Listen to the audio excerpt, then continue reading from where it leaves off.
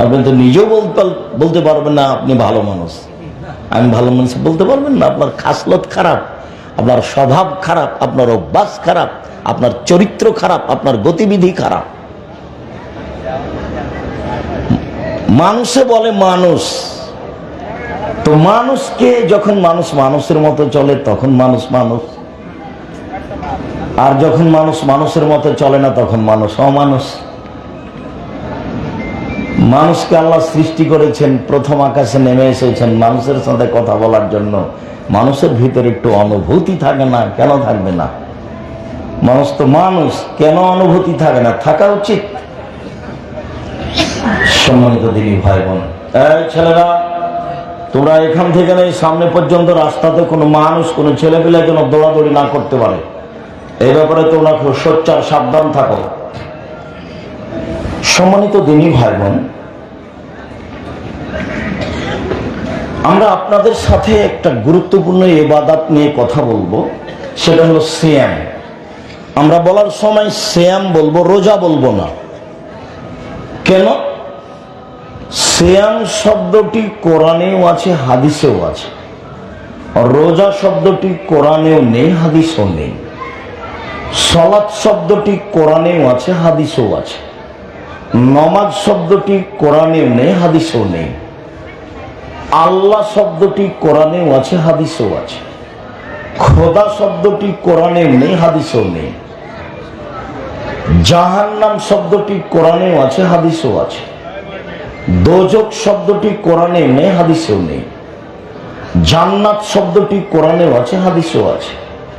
বেহেশত শব্দটি কোরআনেও নেই, হাদিসেও নেই। তো কোরআনে আছে, হাদিসে আছে মানে আল্লাহর দেওয়া নাম, হাদিসে আছে মানে নবীর দেওয়া নাম। তো নবীর দেওয়া নামটাই ভালো লাগে না, বিকৃত হয়ে ইরান থেকে যেটা ভারতে এসেছে, ভারত বাংলাদেশ পাকিস্তানে, সেটাই ভালো লাগে। আর এমনি তো এনারা শিক্ষিত মানুষ, জিজ্ঞাসা করে দেখেন নামের নাউনের পরিবর্তন হয় না, নাম নামই। তো আল্লাহর দেওয়া নাম সেম, আর নবীর দেওয়া নাম সেম। কিভাবে উলট পালট খেতে খেতেও রোজা হয়ে গেছে। রোজা মানে উপবাস থাকা, আর সেম মানে হলো বিরত থাকা। ফজরের আজান থেকে নিয়ে সূর্য ডোবা পর্যন্ত খাওয়া পান করা, স্ত্রী মিলন, যাবতীয় অপছন্দ কথা ও কর্ম থেকে বিরত থাকার নাম সিয়াম। সিয়াম শব্দের আবিধানিক অর্থ হলো বিরত থাকা। রোজা শব্দের অর্থ হলো উপবাস থাকা। দুইটা কি এক হলো? অন্যরাও উপবাস থাকে, দেশে অন্যরাও উপবাস থাকে, কাজে আমাদের নামটা ভিন্ন হওয়াই উচিত। সাথে সাথে আল্লাহর দেওয়া নাম, নবীর দেওয়া নাম। আলেম ওলামা তো অনেক সময় খেপে যায়, কে বলেছে চলবে না, মানে যে হুমকি দিল। তো এখন আল্লাহর নবীও বলছেন, আমি আশঙ্কা করে যাচ্ছি আমার উম্মতের উপরে তিনটে। পৃথিবীর মানুষ শুনে রেখো, আমার উম্মতের উপরে আমি তিনটি বিষয়ে, তিন শ্রেণীর মানুষের উপরে আশঙ্কা করে গেলাম। এক, আইম্মাতুল মুজিল্লিন, ভ্রান্ত হুজুর, হুজুর ধর্ম বিক্রি করে খাবে, এইটা আমার আশঙ্কা। মুহাম্মদ সাল্লাল্লাহু আলাইহি ওয়াসাল্লাম এই কথা বলছে। আইম্মাতুল মুজিল্লিন, একবারে প্রথম বাক্য এটা। দুই, সাত্তাবদল উম্মতি আল আওসান, আমার উম্মত মূর্তি পূজা করবে, এটা আমার আশঙ্কা।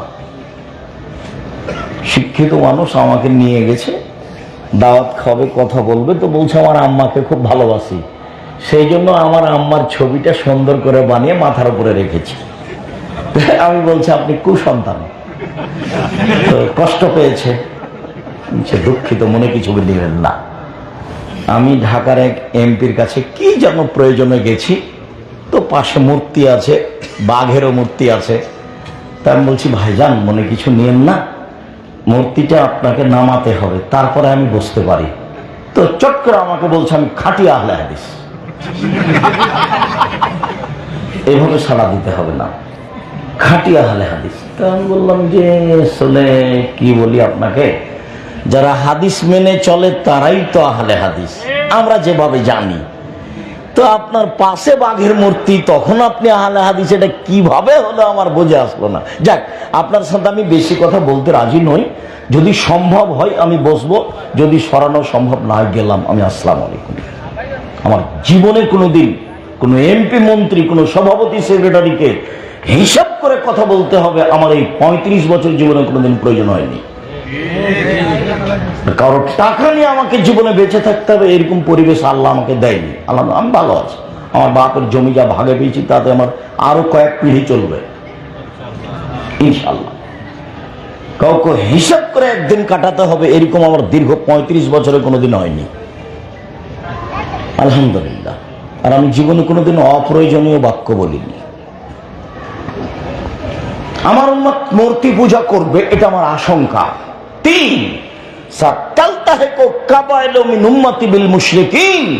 আমার উম্মত হিন্দুদের সাথে মিশে যাবে, এটা আমার আশঙ্কা। গান বাজনা বাদ্যযন্ত্র আগে কার বাড়িতে হতো? হিন্দুদের বাড়িতে। আমাদের ছেলেমেয়েরা দৌড়িয়ে কোথায় যেত গান বাজনা শুনতে? ওদের বাড়িতে। তো এখন তো সব বাড়িতে গান বাজনা, সব বাড়িতে আপনার বাদ্যযন্ত্র, সব মোবাইলে গান বাজনা, সব বাড়িতেই বাদ্যযন্ত্র। আরেকটা কথা, এই কথাতে মনে পড়লো আরেকটা কথা। আল্লাহ রাসূল তো এখানে 3টা আশঙ্কা করে গেছেন। 1, ভ্রান্ত হুজুর। 2, আমার উম্মত মূর্তি পূজা করবে। প্রায় বাড়িতে, যশোরে এতদা অঞ্চলে প্রায় বাড়িতে শোকেজের ছবি আছে, কাঁকড়া আছে, মূর্তি আছে।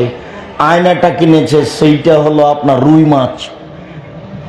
একটা তরকারির বাটি কিনেছে, সেটা হলো কাতল মাছ। একটা প্লেট কিনেছে, সেটা চিংড়ি মাছ। বাচ্চার পেশাব পায়খানার জন্য পট কিনেছে, সেটা ঘোড়া।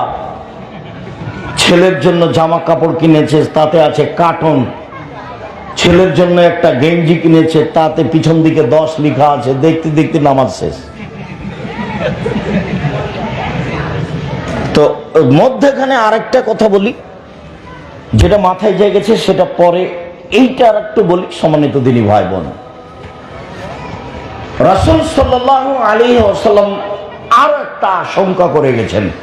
পৃথিবীর মানুষ শুনে রেখো, আমার উম্মত ইহুদি খ্রিস্টানদের সাথে মিশে যাবে। চাল চলনে, কথাবার্তাতে, পোশাক আশাকে, কাপড় চুপড়ে, খাতা কলমে, শিক্ষা প্রতিষ্ঠানে, চলাফেরাতে, খানা পানিতে, সব কিছুতেই ইহুদি খ্রিস্টানের সাথে মিশে যাবে। এভাবে দেখালেন, ডান হাতের বিঘত যেমন বাম হাতের সমান, সমান সমান মিশে যাবে। 1, 2, আমার উম্মত মিশে যাবে তাদের সাথে, ডান পায়ের জুতা যেমন বাম পায়ের সমান। আর নাল বিনাল, ডান পায়ের জুতা যেমন বাম পায়ের সমান, এইটা যেমন সমান সমান, আমার উম্মত তাদের সাথে মিশে যাবে চাল চলনে, পোশাক পাশিতে, কাপড় চুপড়ে সমান সমান। এতক্ষণ পর্যন্ত স্বাভাবিকভাবে ছিলেন, এবার ভাষাগত নিচে নামতে লাগলেন।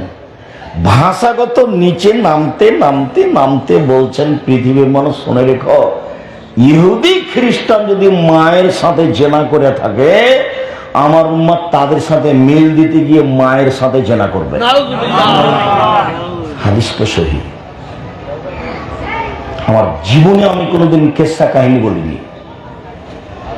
আব্দুল কাদের কত বড় পীর, এটা আমি মুখ দিয়ে কোনোদিন বের করিনি। বুজুর্গানের দিন কি, এটা আমার দীর্ঘ 35 বছর আমি কোনোদিন মুখ দিয়ে বের করিনি। আপনি দেখেন, সহ বক্তব্য আছে। জাতির যদি রাস্তাঘাট করে দিতে না পারি, জাতির যদি স্কুল কলেজ করে দিতে না পারি, জাতিকে চূড়ান্ত সঠিক ধর্ম দিতে পারবো ইনশাআল্লাহ। ধর্মের ব্যাপারে জাতিকে ফাঁকি দিয়ে পরকাল হারাতে রাজি নই, এইটা করতে আমি রাজি নই। এই ছেলেরা, তোমরা বসতে অনুরোধ করো না, অনুরোধ করো, নাহলে স্থান ত্যাগ করতে হবে। তোমরা মানুষকে অনুরোধ করে বসতে বলো। সম্মানিত দিনী ভাই বোন, বলছিলাম আল্লাহর নবী তো এই পর্যন্ত বলে ফেললেন। এখন 2-1টা দেখাই কিভাবে তাদের সাথে মিশে আছি। দেখেন আপনি অনেক দেখায়, তার মধ্যে আপনার মেয়ের নখটা বড় আছে, নখে নেইল পালিশ আছে। ইহুদি খ্রিস্টানদের পতিতালয়ের মেয়েদের বৈশিষ্ট্য নখে নেইল পালিশ রাখা, নখ বড় রাখা। আর সব নবীর বৈশিষ্ট্য 10টা, খাসলাত 10টা, অভ্যাস 10টা, স্বভাব 10টা। আদমেরও তাই, নূহ আলাইহিস সালামের তাই, ইব্রাহিমেরও তাই, আমাদের নবী মুহাম্মদ সাল্লাল্লাহু আলাইহি সাল্লামের তাই। সব নবীর বৈশিষ্ট্য 10টা। এক, কাসুসারে, মোচ কেটে ফেলতে হবে, ব্লেড নয়। 2, এফাউল্লাহ, দাড়ি বড় করতে হবে, চেঁচে ফেলা নয়, কেটে ফেলা নয়। চেঁচে ফেললে, কেটে ফেললে চোখের পাওয়ার কমে যাবে, স্ত্রী মিলন ক্ষমতা কমে যাবে, অভিশাপ হবে। 3, ইন্তেকাসুল মা, পেশাব পায়খানার পরে পানি দিয়ে পবিত্রতা অর্জন করতে হবে। সব নবীর স্বভাব, সব নবীর অভ্যাস। পেশাব পায়খানার পরে কি দিয়ে পবিত্রতা অর্জন করা? পানি দিয়ে। তারপর হাতটা মেজে নিতে হবে। আগে ঢেল টিস্যু পেপার পরে পানি, এটা মিথ্যা। আগে ঢেল টিস্যু পেপার পরে পানি, এটা মিথ্যা। ঢেল নিয়ে 40 কদম হাঁটতে হবে, ঢেল টিস্যু পেপার নিয়ে, এইটা লজ্জা না থাকার প্রমাণ। পায়ের উপরে পা উঠাবে, খক খক করে কাশবে, এমন অপছন্দ কর্ম মুহাম্মদ সাল্লাল্লাহু আলাইহি সাল্লামের হতে পারে না। পৃথিবীর সবচেয়ে ভদ্র, নম্র, শিষ্টাচারের অধিকারী মানুষ। তো যদি তাই হয়, 5 মিনিটের জন্য, 1 মিনিটের জন্য ধরে নিলাম যে 40 কদম হাঁটতে হবে, পায়ের উপরে পা উঠাতে হবে, খক খক করে কাশতে হবে, এইটাই যদি পবিত্রতার মাধ্যম হয়, তাহলে পুরুষ মানুষ ঢেল নিয়ে হাঁটে, তার স্ত্রী হাঁটে না কেন? ও পবিত্রতা অর্জন করবে না? আপনি শুধু একাই জান্নাতে যান পবিত্র হয়ে, নাকি বউ? তো বউ কোথায় করতে হবে? 40 কদম হাঁটতে হবে, পায়ের উপরে পা উঠাতে হবে, খক খক করে কাশতে হবে। আব্দুর রাজ্জাক সাহেব, না না, তাই কি আর হয় নাকি? কেমন কেমন লাগবে? তো মহিলাকে যদি আপনাকে দেখে কেমন কেমন লাগে, তো আপনি যখন হাঁটবেন এভাবে, তখন মহিলাকে কেমন কেমন লাগবে না? ওটা শরীয়ত নয়। পানি দিয়ে পবিত্রতা অর্জন করতে হবে। 4, কাসুল আজফার, নখ কেটে ফেলতে হবে। পুরুষ নারী একই হুকুম, নখ কেটে ফেলতে হবে। নখ কেউ বড় রাখতে পারবে না, এটা স্বভাব, এটা শিষ্টাচার, এটা অভ্যাস। বড় রাখা ইহুদি খ্রিস্টানদের নীতি, ওখান থেকে গড়তে গড়তে গড়তে করতে চলে এসেছে। দেখেন আব্দুল্লাহর বক্তব্য শুনে, যে মুসলমান দাস হিসাবে আছে, দাসত্ব স্বীকার করে আছে, দাসত্ব থেকে মুক্তি পেতে হবে। নখ বড় রাখতে পারবে না, ওটা ইহুদি খ্রিস্টানদের নীতি। তারপরে তিনি বলছেন, নাক ফুলে বেতে বগলের লুম উঠিয়ে ফেলতে হবে। পুরুষ নারী একই হুকুম, ব্লেড ব্যবহার করা হবে না। হালাকুল আনাত, নিচের লুম পরিষ্কার করতে হবে, ঊর্ধ্বে টাইম 40 দিন। যেভাবে সহজ, যেভাবে সম্ভব, নারী পুরুষ একই হুকুম। শিষ্টাচার, বৈশিষ্ট্য, সব হাদিসে শিষ্টাচার কথাটা এসে লাগে। সব হাদিসেই, প্রায় হাদিসেই, পারিবারিক জীবনে দেখা যাবে খালি শিষ্টাচার, খালি শিষ্টাচার, খালি শিষ্টাচার, বারবার এসে এই কথা লাগে। তা আমি এই কথাটাকে শেষ করে নিই, তারপর ওখানে 2টা বাক্য বল আলোচনার দিকে যাব ইনশাআল্লাহ। বলছিলাম যে আশঙ্কা করে গেলাম, এই আমার উম্মত ইহুদি খ্রিস্টানদের সাথে মিশে যাবে। মিশে যেতে যেতে যেতে যেতে ওরা যদি মায়ের সাথে জেনা করে থাকে, আমার উম্মত করবে, এই কথা তিনি বললেন। মানে দেখেন আপনি যশোরের অবস্থা, আপনাদের গ্রামের অবস্থা।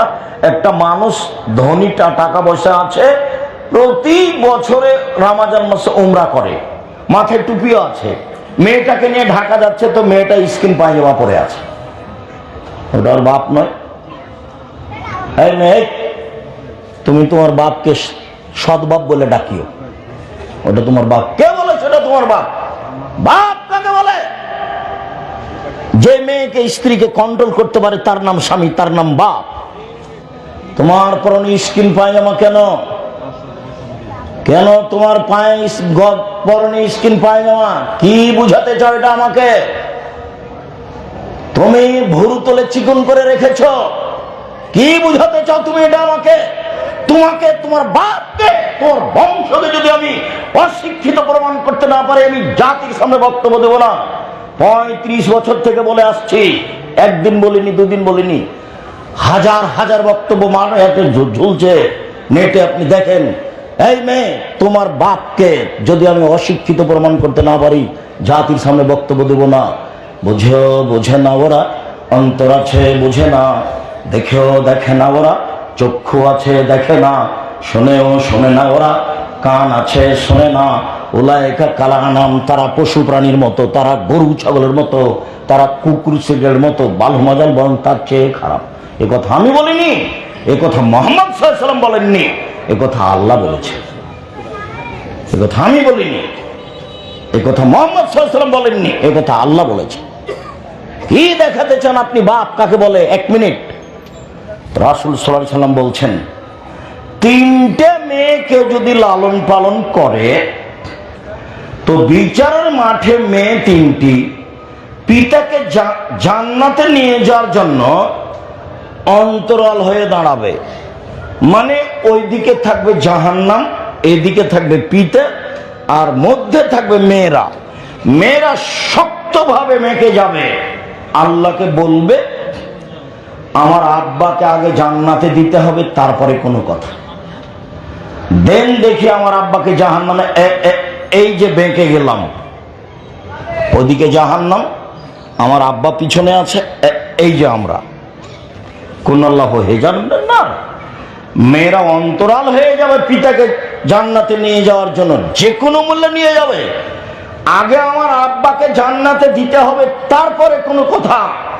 তো মেয়ে লালন পালন, দেখি মেয়ে লালন পালন কি বললেন? 1, আল্লাহ মাহন্না, মেয়েকে বিদ্যা শিখিয়ে দিল। 2, আদ্দা মাহন্না, মেয়েকে শিষ্টাচার শিখালো। 3, আহসানা ইলাইহিন্না, মেয়ের সাথে ভালো চাল চলন করলো। তখন মেয়ে 3টি জাহান্নাম থেকে পিতার জন্য অন্তরাল হলো। এবার আপনি বিবেচনা করেন, শিষ্টাচার কাকে বলে? যশোরের মেয়ে বাপে বলছে ভাতিজাকে যে আহমদ, তোর বোনটাকে নিয়ে যা বিশ্ববিদ্যালয়ে পৌঁছে দিস। ঠিক আছে বাবা, হ্যাঁ ঠিক আছে চাচা।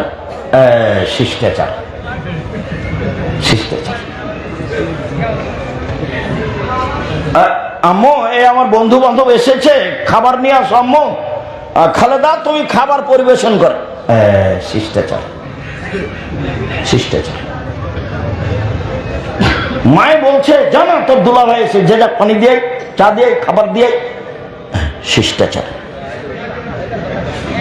শিষ্টাচার কি জিনিস? কি ভাইজান, কি আপনাদের ধারণা কি? আল্লাহ নবী বললেন শিষ্টাচার শিখিয়ে দিল। এই ছেলে, বাপকে মেয়ে 3টা জান্নাতে নিয়ে যাবে যে কোনো মূল্যে, তার 1 নম্বর কারণ বিদ্যা, বাপে বিদ্যা শিখিয়ে দিয়েছে। 2, শিষ্টাচার শিখিয়ে দিয়েছে। 3, মেয়ের সাথে ভালো আচরণ চাল চলন করেছে। বাস, এই বাপ জান্নাতে যাবেই।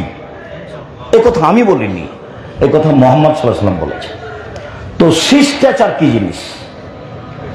শিষ্টাচার কি জিনিস?